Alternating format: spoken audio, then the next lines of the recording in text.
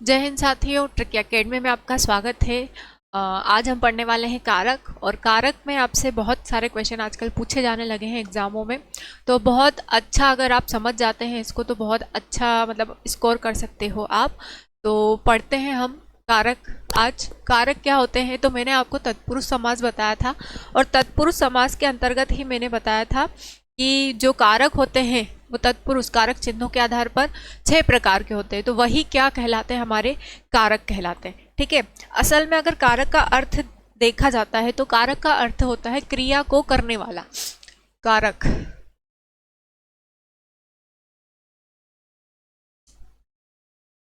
कारक का अर्थ क्या होता है, क्रिया को करने वाला। अर्थ होता है इसका क्रिया को करने वाला। जो क्रिया को करता है वही क्या कहलाता है, कारक कहलाता है। जैसे कि कर्ता हो गया, कर्म हो गया, करण हो गया, संप्रदान हो गया, अपादान हो गया। इस तरीके से जो भी क्रिया की जाती है, इनमें कुछ चिन्ह होते हैं, चिन्हों के आधार पर जो भी क्रिया की जाती है उसी को क्या कहा जाता है, कारक।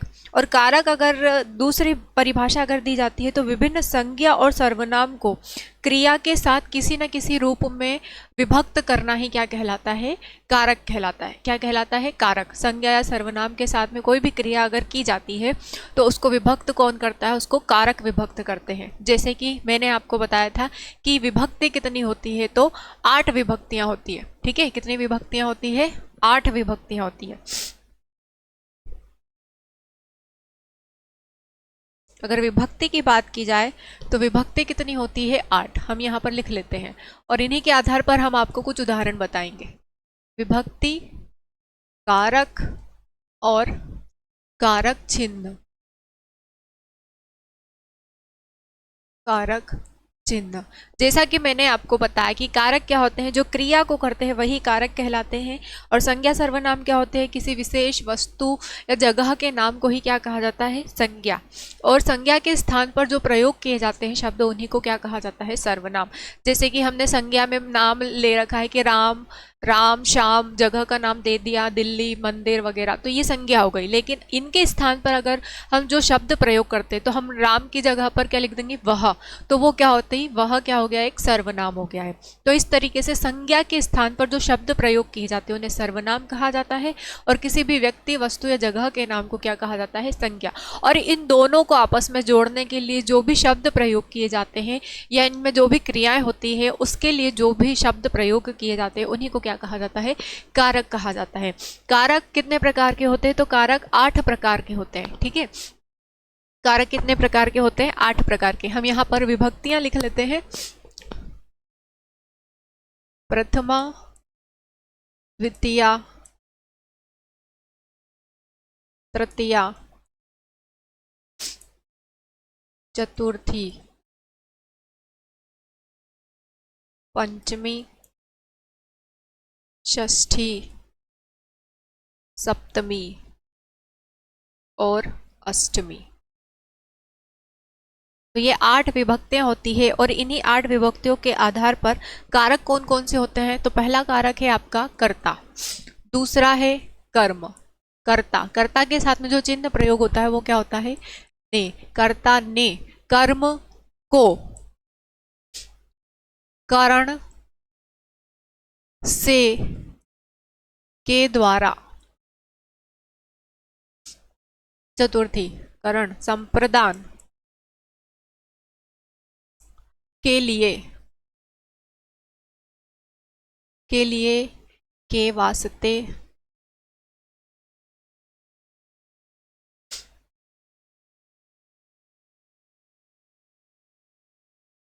अपादान से। ये जो से रहेगा ये अर्थ से अलग कर देगा। उदाहरण से आपको समझ में अच्छे से आ जाएगा। संबंध, का, की, के, री, ने। सप्तमी क्या आएगा, अधिकरण।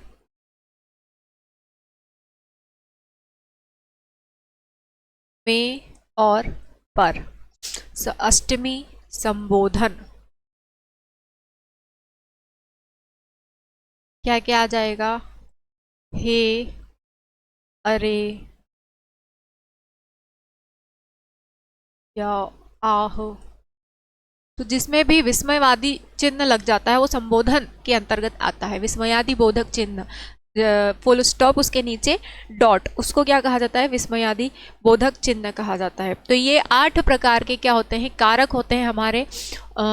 8 विभक्तियां होती है, 8 विभक्तियों में 8 कारक हैं और उनके चिन्ह हैं, और इन्हीं चिन्हों के आधार पर हम वाक्य में से कौन सा कारक दे रखा है वाक्य में वो हम पहचान सकते हैं। जैसे कि अगर किसी वाक्य को लिखा गया है और उसमें अगर ने चिन्ह आ रहा है तो वो क्या कहलाता है? कर्ता कारक कहलाता है। को चिन्ह आ रहा है तो कर्म कारक कहलाएगा। के लिए चिन्ह आता है तो वो संप्रदान या के वास्ते चिन्ह भी आ जाता है तो वो भी कौन सा कहलाता है? संप्रदान ही कहलाता है। या फिर के हेतु भी लिखा हुआ आता है कहीं कहीं पर, के हेतु, के लिए, के वास्ते या के हेतु, तो ये क्या कहलाते हैं? ये सभी संप्रदान कहलाते हैं। संप्रदान तत्पुरुष संप्रदान कारक कहलाते हैं। ठीक है, तो चलिए हम बढ़ते हैं उदाहरण की तरफ, जिससे आपको बहुत अच्छे से समझ में आएगा ये। तो अगर आपको ये नोट करना है तो आप नोट कर लीजिए, फिर 2 मिनट बाद हम शुरू करते हैं सभी उदाहरणों को।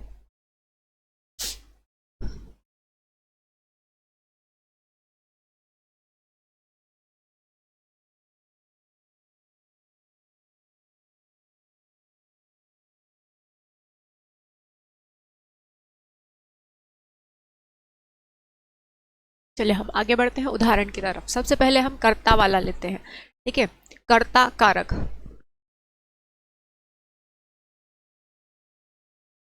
पहले नंबर पे आता है कर्ता कारक। अब कर्ता कारक के उदाहरण कैसे होंगे? कर्ता होना चाहिए इसमें। ठीक है, मेन क्या रहता है? कर्ता, कि कर्ता कौन है इसमें। जैसे कि हम लिखते हैं यहाँ पर मोहन लिख रहा है, मोहन लिख रहा है, मोहन लिख रहा है। इसमें कर्ता कौन हो गया है? इसमें कर्ता हो गया है मोहन। ठीक है, लिखना उसकी क्रिया हो गई है, तो मोहन अकेला है, संज्ञा के साथ में क्रिया हो रही है। तो हमने क्या बोला था कि क्रिया करने वाला ही क्या कहलाता है? कारक कहलाता है। मतलब संज्ञा के साथ में जो क्रिया करता है या सर्वनाम के साथ में जो क्रिया करता है उसी को क्या कहा जाता है? उसी को कारक कहा जाता है। तो यहाँ पर संज्ञा क्या हो गई? मोहन, और लिख रहा है, मतलब लिखना क्या है? एक प्रकार की क्रिया है, तो इसमें लिख रहा है क्या हो गया? एक कारक हो गया। तो ये कौन सा कहलाता है? क्या कहलाता है? ये कर्ता कारक कहलाता है। इसी के आधार पर हम लिख देते हैं कि सूर्य चमकता है। ये पहला उदाहरण था हमारा। दूसरा उदाहरण है हमारा सूर्य चमकता है, सूर्य चमकता है। तो यहाँ पर सूर्य क्या हो गई है? संज्ञा हो गई है, और क्या कर रहा है? वो चमक रहा है, क्रिया कर रहा है। तो यहाँ पर कौन सा कारक हो गया? ये कर्ता कारक। तो जहां पर संज्ञा और क्रिया एक साथ में आ रही है वो क्या कहलाता है? कर्ता कारक कहलाता है। ठीक है, तीसरा हम लिख लेते हैं बादल गरजते हैं, बादल गरजते हैं, बादल गरजते हैं। अब बादल क्या हो गई? ये संज्ञा हो गई और गरज रहा है, मतलब एक क्रिया हो रही है, तो संज्ञा के साथ में क्रिया की जा रही है, तो ये क्या कहलाएगा? कर्ता कारक कहलाएगा। कर्ता यानी कि कोई व्यक्ति है, कोई वस्तु है, कोई जगह है, उसके साथ में क्रिया की जा रही है, तो वो क्या कहलाता है? कर्ता कारक कहलाता है। ठीक है, और उदाहरण हम देख लेते हैं इसके कर्ता कारक के। राम ने श्याम को मारा, राम ने श्याम को मारा, राम ने श्याम को मारा। अब इसको कैसे पहचानेंगे? यहां पर क्या चिन्ह आ रहा है? यहां पर ने चिन्ह आ रहा है। ठीक है, ने। तो हमने क्या कहा था? कर्ता ने, कर्ता के साथ में जब कोई चिन्ह आता है ने, तो उसको क्या कहा जाता है? कर्ता कारक कहा जाता है ना। किसी भी वाक्य में ने चिन्ह का प्रयोग हो जाता है तो वो क्या कहलाता है? कर्ता कारक कहलाता है। ये मैंने क्रिया के आधार पर आपको उदाहरण बताए थे कि मोहन लिख रहा है, तो ये क्या हो गया? कर्ता कारक हो गया। सूर्य चमकता है, बादल गरजते हैं, राम पढ़ता है, राम स्कूल जाता है। तो अगर एक ही व्यक्ति है और उसके साथ में कोई क्रिया की जा रही है तो वो कर्ता कारक के अंतर्गत आता है। या फिर हम ऐसा बोल सकते हैं कि वाक्य के अंदर अगर ने शब्द आ जाता है तो वो भी क्या कहलाता है? वो कर्ता कारक कहलाता है। अब आप बोल बोलेंगे तो इसमें तो को भी आ रहा है, तो को नहीं, पहले हम पहले शब्द क्या आ रहा है वो देखेंगे कि पहले किस शब्द से जुड़ रहा है वो देखेंगे। ये सब क्या कहलाते हैं, ये सब कारक ही तो कहलाते हैं, या इन्हें परसर्ग भी कहा जाता है, परसर्ग भी कहा जाता है, इनको क्या कहा जाता है, परसर्ग भी कहा जाता है। तो यहाँ पर ने पहले आ रहा है, इसीलिए हम पहले किसको विशेषता देंगे, हम ने को पहले देंगे, तो ने इसमें आ रहा है, तो ये कौन सा हो गया, कर्ता। कर्ता कारक के साथ में चिन्ह कौन सा था, ने था, इसीलिए हमने इसको पहचान लिया कि ये कौन सा कारक है, कर्ता कारक है। ठीक है, और उदाहरण देख लेते हैं हम इसके।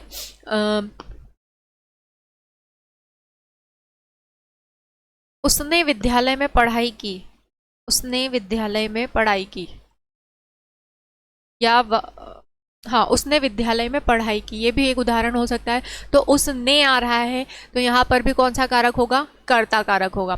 तो चलिए अगला हम पढ़ते हैं, कर्ता के बाद में कर्म। ठीक है, अगला क्या है आपका, कर्म।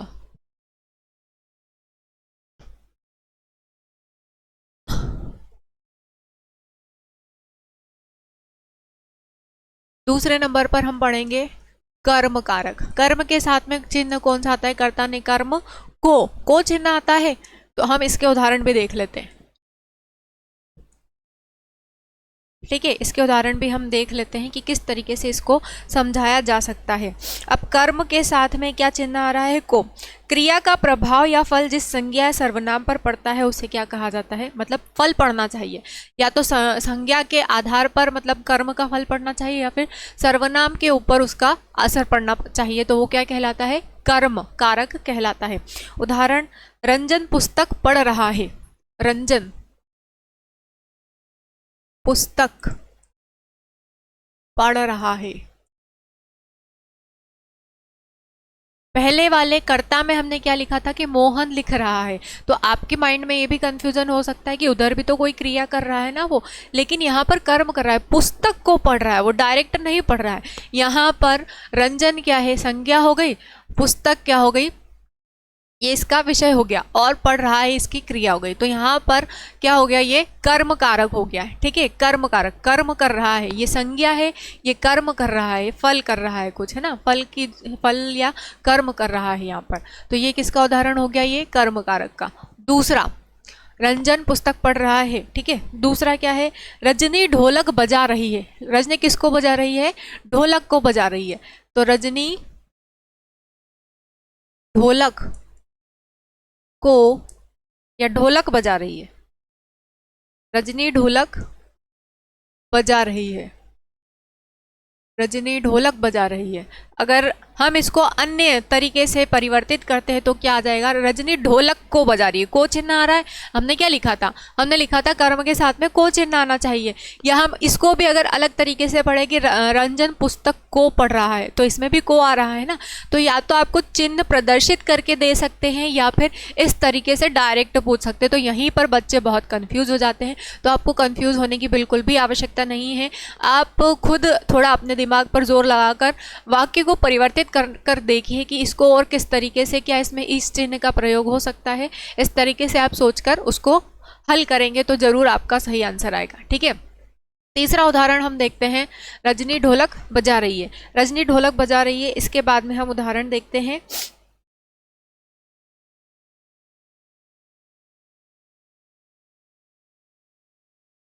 माँ बच्चे को खाना खिला रही है, माँ बच्चे को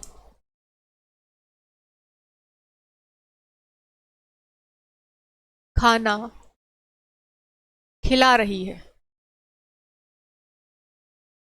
माँ बच्चे को खाना खिला रही है। अब देखिए यहाँ पर को चिन्ह का प्रयोग हुआ है, को, तो ये कौन सा कारक हो गया, ये हो गया कर्म कारक। ठीक है, जहां भी को चिन्ह का प्रयोग हो जाता है उसको क्या कहा जाता है, कर्म कारक कहा जाता है। अगला उदाहरण हम देखते हैं, राम श्याम को मारता है, राम श्याम को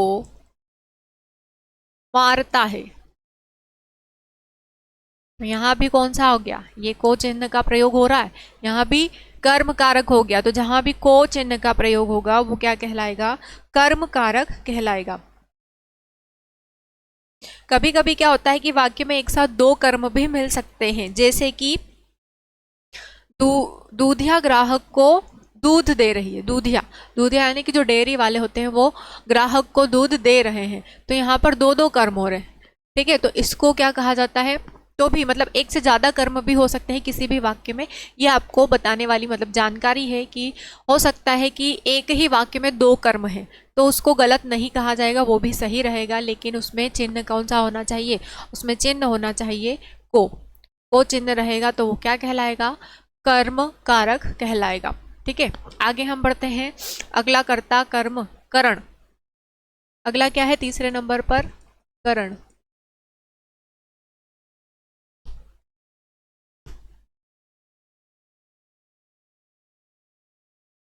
करण कारक, करण कारक के लिए शब्द था से, सॉरी के लिए नहीं था, से या के द्वारा,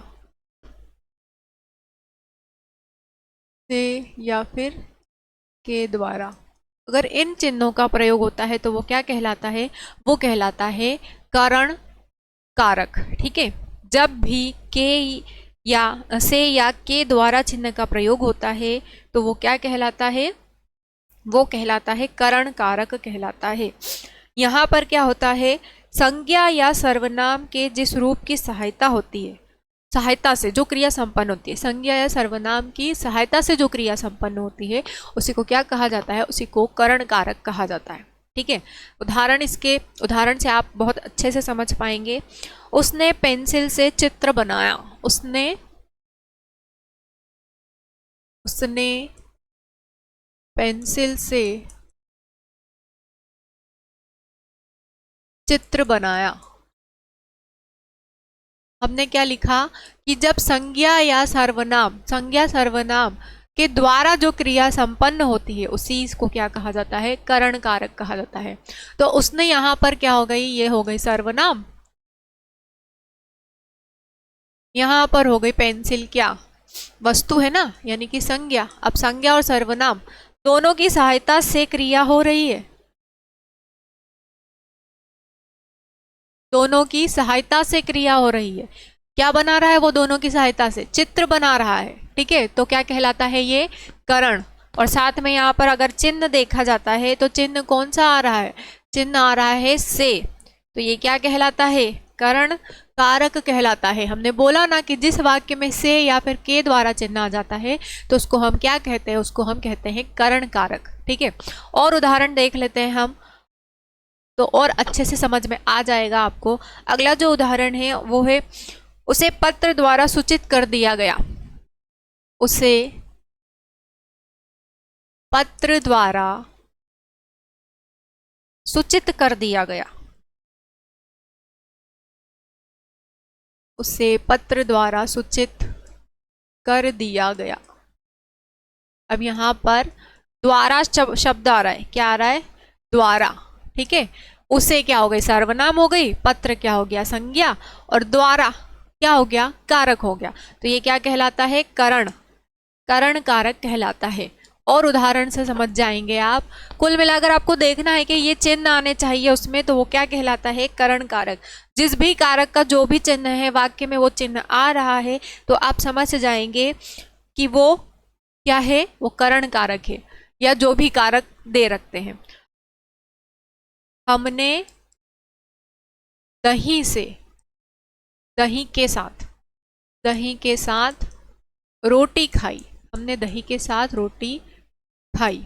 ठीक है, अब के साथ भी अगर शब्द आ जाता है तो वो भी किसके अंतर्गत आता है, यहाँ पर एक और ऐड कर लेना, के साथ, तो वो भी क्या कहलाता है, वो भी करण कारक कहलाता है। क्या कहलाता है, करण कारक कहलाता है। इसके बाद में और उदाहरण है, मैं मोहन के द्वारा संदेश भेज दूंगा, मैं मोहन के द्वारा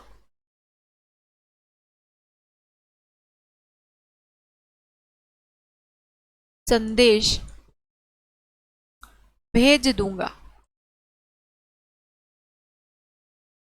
ठीक है, कौन सा शब्द आ रहा है, के द्वारा, कौन सा शब्द आ रहा है, के द्वारा, तो ये कौन सा कारक हो गया, करण कारक। इतने उदाहरण सही रहेंगे कि और बताएं, और उदाहरण बता देते हैं आपको। शिकारी ने शेर को बंदूक से मारा, शिकारी ने शिकारी ने शेर को बंदूक से मारा। अब इस तरीके से वाक्य आ जाते हैं तो आप तो कंफ्यूज हो जाएंगे। ठीक है, कैसे कंफ्यूज हो जाएंगे कि यहाँ पर तो ने भी आ रहा है, यहाँ पर तो को भी आ रहा है, यहाँ पर तो से भी आ रहा है। तो हमने क्या कहा, हमने कहा संज्ञा और सर्वनाम के साथ जब क्रिया की जाती है, संपन्न की जाती है, तो उसको क्या कहते हैं हम, करण कारक कहते हैं। तो यहाँ पर संज्ञा क्या है, संज्ञा है शेर, शिकारी क्या है, सर्वनाम। ठीक है, संज्ञा क्या है, संज्ञा क्या, शेर है, संज्ञा, संज्ञा है शेर और सर्वनाम क्या है, शिकारी है। सर्वनाम पहले आना चाहिए, फिर संज्ञा आना चाहिए और उसके बाद में क्रिया आनी चाहिए कि बंदूक से मार दिया उसने उसको। तो ये क्या कहलाता है, ये कहलाता है करण कारक। तो ऐसे संयुक्त करके भी आपको वाक्य दे सकते हैं। ये कंफ्यूज करने वाला थोड़ा वाक्य था, आपको समस्या में डालने वाला वाक्य था। तो आप देख लेंगे कि पहले सर्वनाम आ ही जाना चाहिए, कि पहले शब्द में सर्वनाम होगी, फिर दूसरे शब्द में संज्ञा होगी और उसके बाद में जो पद आएगा, जो परसर्ग आएगा, वही क्या होगा, वही होगा हमारा कारक। तो यहाँ पर परसर्ग क्या है, से, मतलब कि जो शब्द है वो क्या है, से है। तो उससे किस में आता है, करण कारक में। तो यहाँ से हम पहचान कर सकते हैं। ठीक है, चलिए आगे बढ़ते हैं, हम अगला कारक पढ़ते हैं। चौथे नंबर पर जो कारक आता है वो है संप्रदान। संप्रदान, संप्रदान कारक जो होता है, इसके लिए हमने कौन सा शब्द लिया था, के लिए, के वास्ते, के हेतु,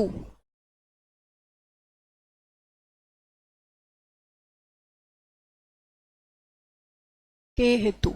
ठीक है, क्या है, के लिए, के वास्ते और के हेतु। अगर ये शब्द आ जाते हैं वाक्य में तो हम क्या समझेंगे कि ये कौन सा वाक्य है, ये कौन सा कारक है, ये संप्रदान कारक है। या फिर हम ऐसे बोल सकते हैं कि जिसके लिए क्रिया की जाती है या जिसको कुछ दिया जाता है उसे क्या कहा जाता है, संप्रदान कारक कहा जाता है। क्या बोल सकते हैं हम, कि जिसके लिए कोई क्रिया की जा रही है या किसी को कुछ दिया जा रहा है तो वो क्या कहलाता है, वो संप्रदान कारक कहलाता है। उदाहरण से अच्छे से समझ में आएगा आपको। उदाहरण हम पहला देखते हैं कि अध्यापक ने छात्रों के लिए पुस्तक लिखी। अध्यापक ने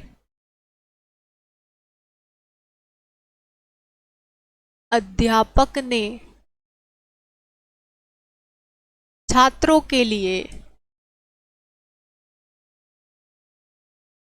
पुस्तक लिखी। ठीक है, मैंने क्या बताया आपको, जब किसी के लिए क्रिया की जाती है या फिर किसी को कुछ दिया जाता है तो वहां पर कौन सा कारक होता है, संप्रदान कारक होता है। ठीक है, अब यहाँ पर क्रिया किसके लिए की गई है, छात्रों के लिए की गई है, पुस्तक लिखी गई है ना। तो यहाँ पर शब्द भी आ रहा है, कौन सा शब्द आ रहा है, के लिए। और हमने लिखा ही है कि संप्रदान में अगर के लिए, के वास्ते या फिर के हेतु शब्द आ जाते हैं किसी वाक्य में तो वो क्या कहलाता है, वो संप्रदान कारक कहलाता है। यहाँ पर के लिए शब्द आ गया है, मतलब ये क्या है, संप्रदान कारक है। ठीक है, अगला उदाहरण हम देखते हैं, अपनी पुस्तकें दूसरों को मत दो। ठीक है, अगला उदाहरण क्या है आपका, अपनी पुस्तकें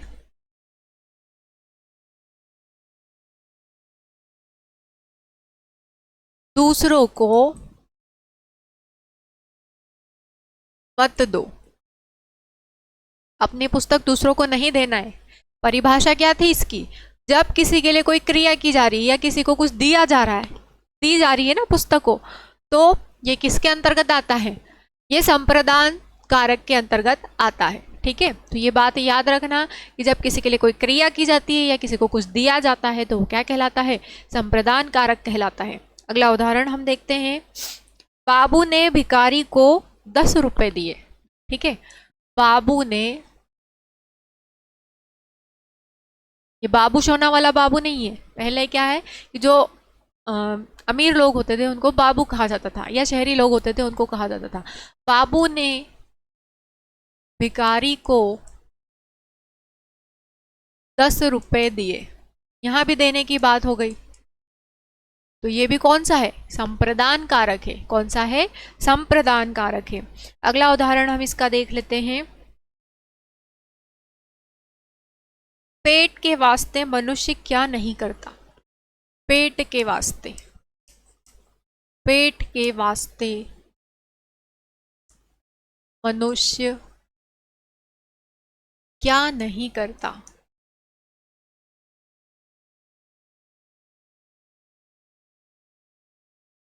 क्या आ रहा है, क्या शब्द है, इसलिए क्वेश्चन मार्क प्रश्नवाचक चिन्ह लगाया है। क्या शब्द आ रहा है यहाँ पर, वास्ते। ठीक है, कौन सा शब्द आ रहा है, के वास्ते। यहाँ लिखा है हमने कि जब किसी वाक्य में के वास्ते के लिए या फिर के हेतु शब्द आ जाते हैं तो वो संप्रदान कहलाता है। यहाँ पर के वास्ते शब्द आ रहा है वाक्य में, तो ये कौन सा कारक हो गया, ये संप्रदान कारक हो गया है। ठीक है, तो ये उदाहरण हो गए हैं किसके, संप्रदान कारक के। अगला हम बढ़ते हैं किसकी तरफ, अपादान। अपादान की तरफ हम बढ़ते हैं, अपादान जो कारक होता है उसकी तरफ हम बढ़ते हैं 5वें नंबर पर। अपादान कारक। अपादान कारक के लिए कौन कौन से चिन्ह थे, से, जो अर्थ से अलग कर देता है, अर्थ से अलग, तो ये कौन सा कहलाता है, अपादान कारक कहलाता है। अपादान कारक जो होता है, संज्ञा या सर्वनाम नाम के जिस रूप में रक्षा करने, डांटने, कुछ सिखाने या कोई तुलना का भाव स्पष्ट होता है, उसी को क्या कहा जाता है, अपादान कारक कहलाता है।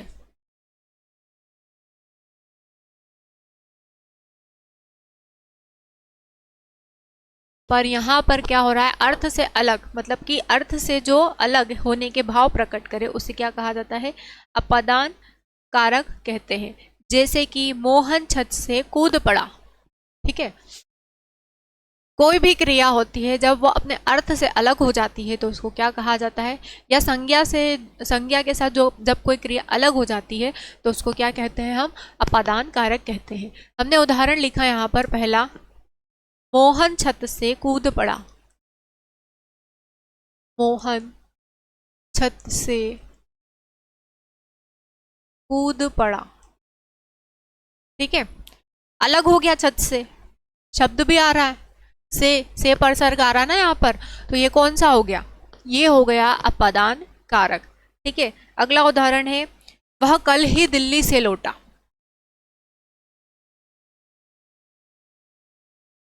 वह कल ही दिल्ली से लौटा। अब दिल्ली से अलग हो गया, वो दिल्ली से बाहर चला गया, अलग हो गया, बिल्कुल अलग हो गया, तो यहाँ पर से चिन्ह आ रहा है, से परसर्ग आ रहा है, तो ये कौन सा कारक हो गया, अपादान कारक हो गया है ये। ठीक है, कौन सा कारक हो गया, अपादान। जब कोई चीजें बाहर चली जाती, निकल जाती है, अलग हट जाती है किसी भी संज्ञा से, तो उसको क्या कहा जाता है, अपादान कारक कहा जाता है। यह घर से कई बार भाग चुका है। यह घर से कई बार भाग चुका है। घर से कई बार भाग चुका है। कई बार भाग चुका है। ठीक है, तो घर से अलग हो गया वो, तो यहाँ पर से चिन्ह आ रहा है, तो ये क्या कहलाता है, ये अपादान कारक आ रहा है। घर से अलग हो गया ना वो, तो क्या कहलाएगा, वो अपादान कारक कहलाएगा। ठीक है, आगे हम बढ़ते हैं, कौन सा रहेगा अब अगला,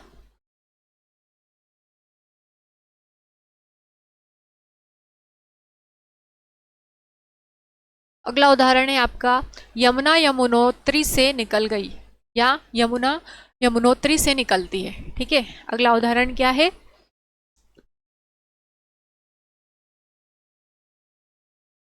चौथा है, यमुना यमुनोत्री से निकलती है। यमुना यमुनोत्री से निकलती है। यमुना जो है यमुनोत्री से बाहर निकल गई, अलग हो गई, तो यहाँ पर क्या आ गया, ये से। जब भी वाक्य में से शब्द आता है लेकिन वो अर्थ से अलग बाहर हट जाता है, हटा हुआ प्रदर्शित करता है, तो उसको क्या कहा जाता है, उसको अपादान कारक कहा जाता है। अब अपादान के बाद हम पढ़ते हैं संबंध। ठीक है, अगला जो कारक है आपका वो क्या है, संबंध। छठे नंबर पर आपका रहेगा संबंध कारक। संबंध कारक के चिन्ह क्या क्या थे? का, की, के, री, का, की, के, री,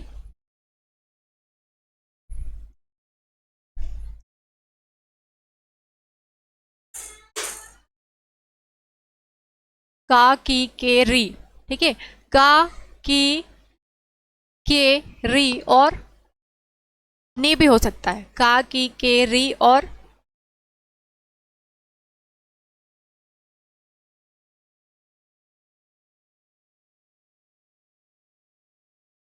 उदाहरण से आपको समझ में आएगा। संबंध में राम मोहन का मित्र है। राम मोहन का मित्र है। अब यहां पर का, राम और मोहन का शब्द आ रहा है, का परसर्ग आ रहा है, तो ये कौन सा हो गया?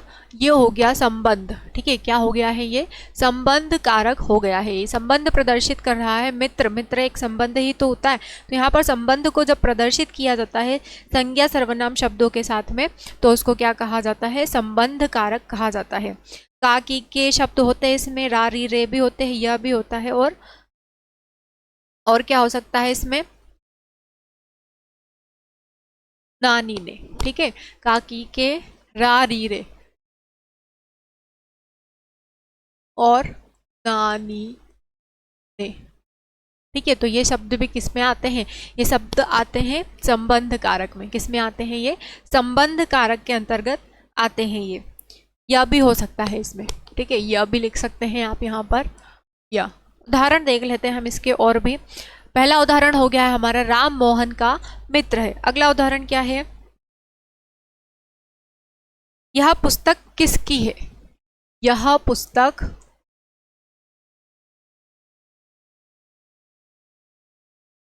किसकी है? किसकी है? यहाँ पर प्रश्नवाचक चिन्ह आएगा। यह पुस्तक किसकी है? अब यहाँ पर जो शब्द आ रहा है, जो परसर्ग आ रहा है, वो की आ रहा है। तो यहाँ पर क्या हो गया है? ये संबंध कारक हो गया है। आपको पूरे शब्द में भी देखना है कि काकी के, रारी रे, नानी ने, या फिर यह शब्द आ रहा है तो वो कौन सा कारक कहलाएगा? वो संबंध कारक कहलाएगा।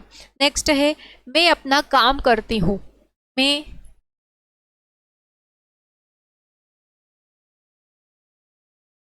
तीसरा जो उदाहरण है, मैं अपना काम करती हूँ।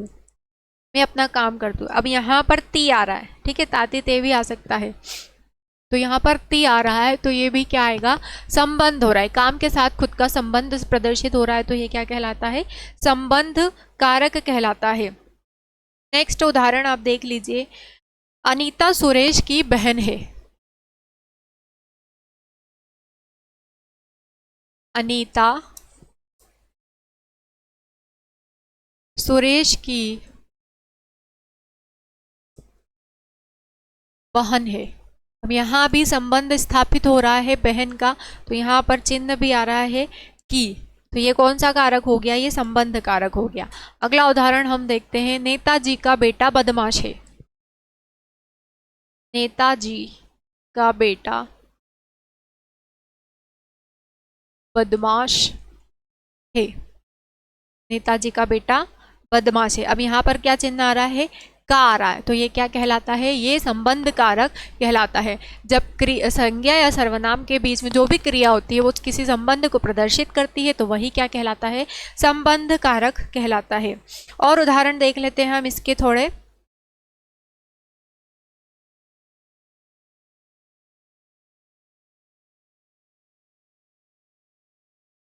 अगर और उदाहरण चाहिए तो आप हमारी वीडियो को ज़्यादा से ज़्यादा लाइक करें, शेयर करें, सब्सक्राइब करें, ताकि आपको बहुत सारे और उदाहरण मिल सकते हैं। आपको हमारी साइट पर भी मिल सकते हैं।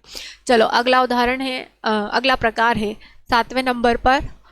संबंध के बाद है अधिकरण। अधिकरण कारक। अधिकरण कारक में जो चिन्ह प्रयोग किया जाता है वो क्या है? में और पर, में कामा पर। अधिकरण में क्या प्रयोग होता है? में और पर।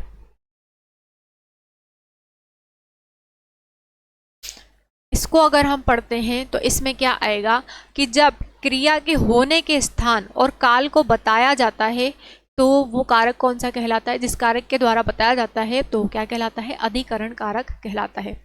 मैंने क्या कहा कि क्रिया के होने के स्थान, क्रिया के होने के स्थान और काल को जो बताता है, क्रिया के होने के स्थान और काल को जो बताता है वो क्या कहलाता है? अधिकरण कारक कहलाता है। उदाहरण से समझ में आएगा आपको, ठीक है?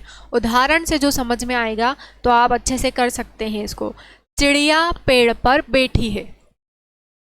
चिड़िया पेड़ पर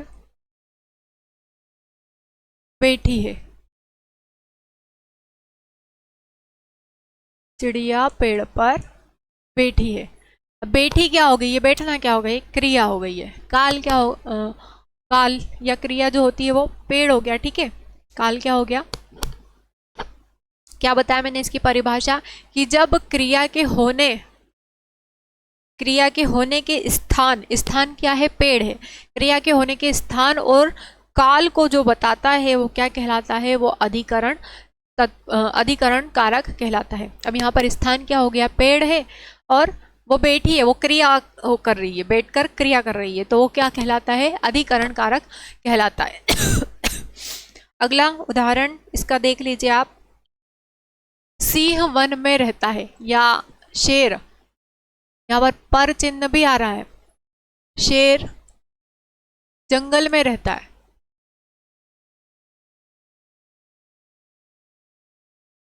शेर जंगल में रहता है, यहाँ पर क्या आ रहा है? में आ रहा है।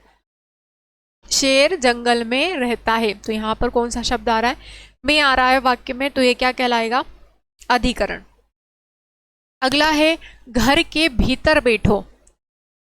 घर के भीतर बैठो। अब यहाँ पर स्थान आ रहा है। बैठना क्या है? मतलब बैठना एक क्रिया हो गई, घर क्या है? एक स्थान हो गया, तो ये भी किसके अंतर्गत आता है? ये भी अधिकरण कारक के अंतर्गत आता है। जब किसी स्थान या काल की बात की जाती है तो वो अधिकरण में आता है। जब संज्ञा सर्वनाम के संबंध की बात की जाती है तो संबंध कारक कहलाता है। जब अगला उदाहरण देख लीजिए आप इसका। अगला उदाहरण क्या है? काल कमरे के अंदर आओ। कमरे के अंदर आओ। अब कमरा क्या है? कमरा भी एक स्थान हो गया, तो यहाँ भी स्थान प्रदर्शित कर रहा है ये, तो ये कौन सा कारक हो गया? ये अधिकरण कारक हो गया है, ठीक है? कमरे के अंदर आओ, तो ये कौन सा हो गया? ये हो गया है अधिकरण। अब काल के हिसाब से जो वाक्य बनेंगे तो वो कौन से होंगे? काल बोधक वाक्य, ठीक है? इसी के अंदर काल बोधक वाक्य भी होंगे ना। जो स्थान को प्रदर्शित करे वो स्थान बोधक, और जो काल को बोधक करे वो काल बोधक। मैं कल शाम को आऊंगा। मैं कल शाम को आऊंगा, तो ये भी क्या हो गया? शाम बता रहा है, काल बता रहा है, तो ये कौन सा कारक हो गया? ये हो गया अधिकरण कारक, ठीक है? समय बता रहा है तो ये क्या हो गया? अधिकरण कारक। फिर उसके बाद अगला उदाहरण देख लीजिए आप। गाड़ी 4 घंटे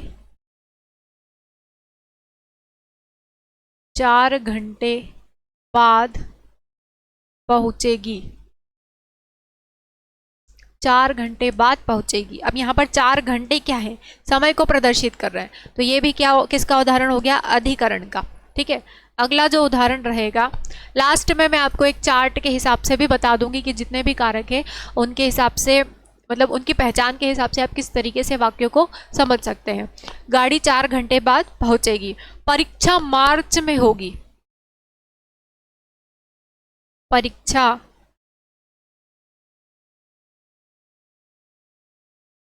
मार्च में होगी। यहाँ भी समय को प्रदर्शित किया जा रहा है। मार्च क्या हो गया? एक काल हो गया, एक समय हो गया, तो ये क्या हो गया? अधिकरण। मार्च क्या हो गया? यहाँ पर समय या काल बोल सकते हैं आप, तो ये क्या कहलाएगा? ये अधिकरण कारक कहलाएगा। तो ये कंप्लीट हो गया है आपका अधिकरण कारक। अब कुछ कुछ अधिकरण कारक जो होते हैं वो विभक्ति रहित कारण भी अधिकरण भी होते हैं, जैसे कि वह अगले साल आएगा, है ना, वह घर पर घूमता रहा, तुम्हारे घर सोना बरसेगा, इस तरीके से इसमें कोई विभक्ति नहीं रहेगी, ठीक है। तो वो क्या कहलाते हैं, अधिकरण, पर काल को प्रदर्शित कर रहे हैं वो, कि जैसे कि वह अगले साल आएगा, अगले साल यानी कि एक समय में आएगा, तो वो क्या हो गया, अधिकरण हो गया। तुम्हारे घर सोना बरसेगा, तो ये भी क्या हो गया, अधिकरण कारक हो गया है, ठीक है।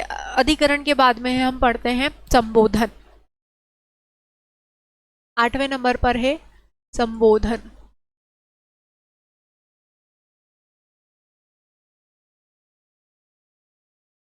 इसमें जो विस्मयादि बोधक चिन्ह आ जाता है किसी भी वक्त शब्द के साथ में, तो वो क्या कहलाता है, संबोधन कहलाता है। या हम ऐसा बोल सकते हैं कि संज्ञा के जिस रूप में किसी को पुकारा जाता है, बुलाया जाता है, सुनाया जाता है, या फिर सावधान किया जाए, उसी को क्या कहा जाता है, कारक कहते हैं। संज्ञा के जिस रूप में, जिस भी रूप में, संज्ञा के जिस भी रूप में किसी को बुलाना, समझाना, सुनाना, या फिर किसी को संबोधन करना, सावधानी बताना, वो क्या कहलाता है, वो संबोधन कारक कहलाता है।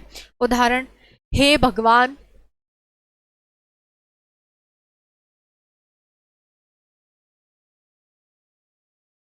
हे भगवान, हे भगवान क्या हो गया, यहाँ पर संज्ञा हो गई, ठीक है। हे भगवान क्या हो गया, यहाँ पर संज्ञा हो गई। हे भगवान मुझे दुष्टों से बचाओ, मुझे दुष्टों से बचाओ, हे भगवान मुझे दुष्टों से बचाओ, ठीक है। तो यहाँ पर संबोधन हो रहा है, ठीक है। हे भगवान के बाद संबोधन चिन्ह आ रहा है, क्या बोल सकते हैं इसको, संबोधक बोधक चिन्ह आ रहा है, तो इसको क्या कहेंगे हम, संबोधन कारक कहेंगे। तो हे भगवान हो गया यहाँ पर। अरे भाई तुम अब तक कहाँ थे, दूसरा जो उदाहरण रहेगा इसका,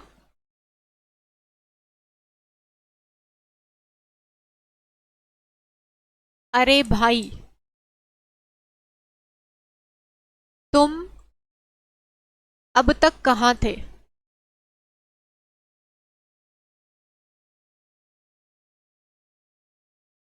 इसके बाद में अगला उदाहरण है, अरे वह कितना अच्छा दृश्य है,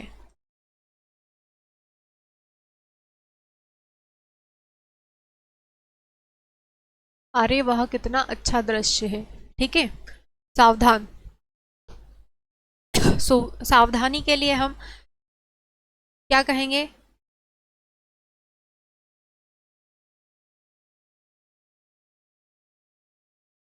क्या कहेंगे, जैसे कि कोई नाटक वगैरह शुरू होता है तो उसमें हम बोलते हैं ना, देवियों सज्जनों, संबोधित करते हैं हम, देवियों और सज्जनों,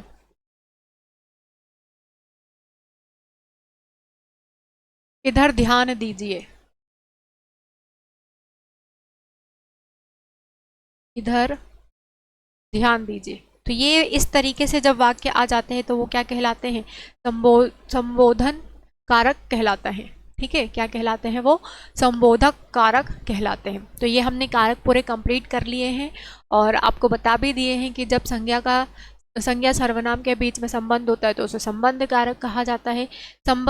उसके बाद में संज्ञा सर्वनाम के संज्ञा के स्थान पर, संज्ञा के लिए जब क्रिया के स्थान या काल को प्रदर्शित किया जाता है तो वो क्या कहलाता है, अधिकरण कहलाता है। और उसके बाद में जहाँ पर संबोधन किया जाता है वो कौन सा होता है, जहाँ पर संबोधित किया जाता है वो क्या कहलाता है, संबोधन कारक कहलाता है। और जहाँ पर बिना कार्य किए ही क्रिया संभव नहीं होती है वह कर्ता कहलाता है। कोई कार्य नहीं कर रहे हैं फिर भी क्रिया संपन्न हो रही है तो उसको क्या कहेंगे, हम कर्ता कहेंगे। उसके बाद में है संज्ञा सर्वनाम पर जब क्रिया का प्रभाव पड़ता है, क्रिया का प्रभाव पड़ता है तो उसको क्या कहा जाता है, कर्म कारक कहलाता है वो। और संज्ञा सर्वनाम कि जिस रूप की सहायता से क्रिया संपन्न होती है, संज्ञा सर्वनाम के जो भी रूप से क्रिया संपन्न हो जाती है तो उसको क्या कहा जाता है, करण कारक कहते हैं। तो ये 8 प्रकार के कारक होते हैं, मैंने आपको उदाहरण सहित बता दिए हैं। कुछ कुछ कारक ऐसे हैं जिनमें संयुक्त वाक्य भी आ जाता है, तो वो और कई सारे कारक सम्मिलित होकर भी आ सकते हैं, तो उसको कैसे पहचानना है आपको, ये भी मैंने आपको बता दिया है। तो आज का हमारा कारक वाला टॉपिक कंप्लीट हो चुका है। अगली क्लास में हम फिर से आपके साथ में नया टॉपिक लेकर आएंगे, ताकि आप अपनी तैयारी अच्छे से कर सके, आपके पूरे पूरे मार्क्स स्कोर हो सके हिंदी के। इसी आशा के साथ में अगली क्लास में फिर मिलेंगे। तब तक के लिए जय हिंद साथियों। और अगर आपको हमारा पढ़ाया हुआ अच्छा लगा है तो प्लीज़ हमारी वीडियो को ज़्यादा से ज़्यादा लाइक करें, शेयर करें, सब्सक्राइब करें, ज़्यादा से ज़्यादा लोगों तक पहुँचाएँ हमारे वीडियोज़ को, ताकि उनका भी थोड़ा भला हो सके। धन्यवाद साथियों, जय हिंद।